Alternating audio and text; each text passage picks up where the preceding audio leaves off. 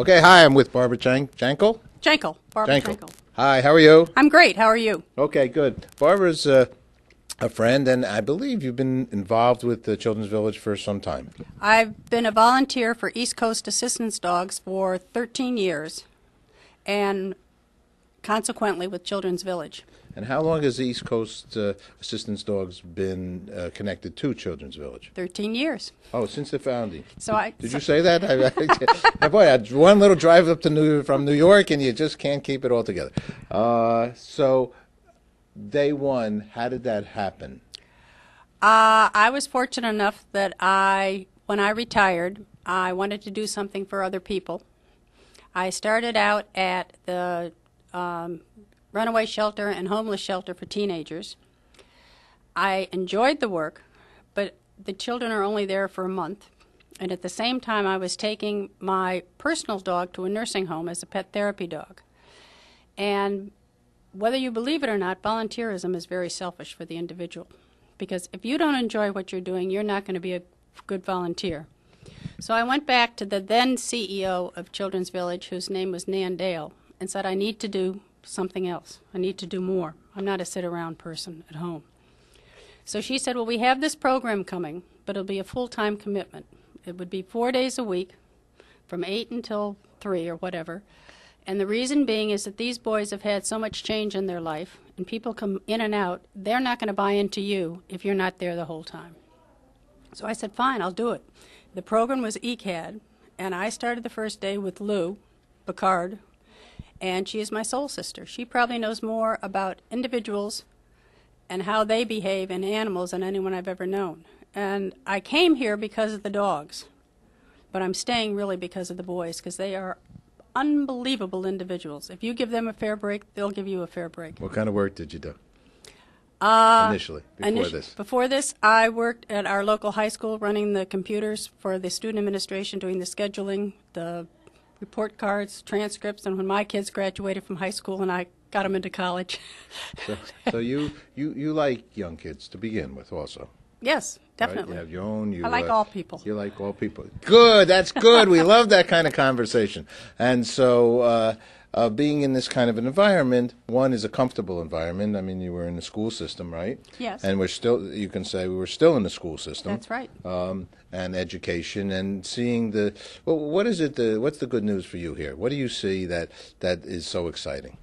What I find is so exciting is that a lot of these kids have been failed by society, and they've been given a raw deal.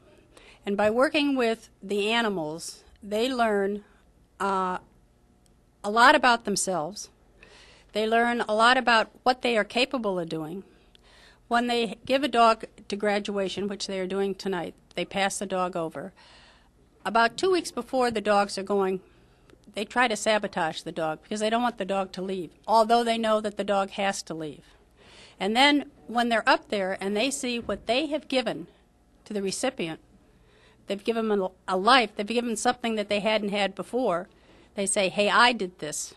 And oftentimes it is the first time they've ever done anything for anyone else. So they get the idea of what giving is. They might not want to admit it, but they have accomplished an unbelievable amount. I would imagine, and I've never trained a dog, but I would imagine it's not easy, just as I was asking that question before.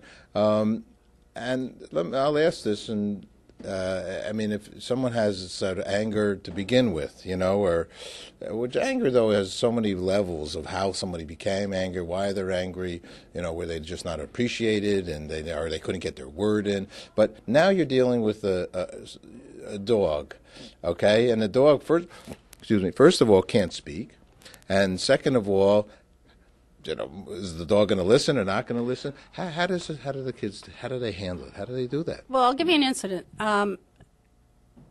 Anything that we do to teach the dog, first of all, we don't teach the dogs. We train the boys to train the dogs. So it is. So it's all the kids. It is really the kids that do the Wow. whole work. And when they first come in, we tell them that we do not punish the dogs, because there's a difference between punishment and discipline. Punishment is after the fact. Discipline is setting rules and regulations. They don't want to do anything that's going to hurt the dog. They don't want to correct them. They don't want to tell them that they're doing something wrong because that's what they've been told all their life. And so what happens is they finally realize that the dogs don't listen unless there are boundaries set. They want to have someone take control. And this is a huge lesson for these boys, that they have to Everybody, anybody, just the words. Exactly. And so this is a life lesson. They learn consistency. You can't tell the dog to jump up. You can't tell the dog to up paws. You can't tell the dog that because the dog doesn't know. You have to have the same command. So you have to be consistent. You have to be flexible. You have to be on the dog's program. If you're planning on doing one thing and it's not going to work, you've got to be flexible to make the situation work. You've got to use common sense. These kids don't know what common sense is, but they learn all of these things, which is an unbelievable lesson for them. And when you say they don't understand, oh yes, the dogs do understand, and they get to read the dogs. If you come in to the training center and you're unhappy and you are mad or angry and you're holding a leash, that dog feels what you're feeling that goes all the way down through the leash. So you've got to change your feelings so that you can get the dog to react properly with you. And if they come in really upset, they can go chill with the dog till they feel better. And one thing that you got to also realize that they are learning life lessons, but they're not in the classroom. So this is somewhat of a sanctuary for these kids. And we love it. Thanks, Barbara. Thank you.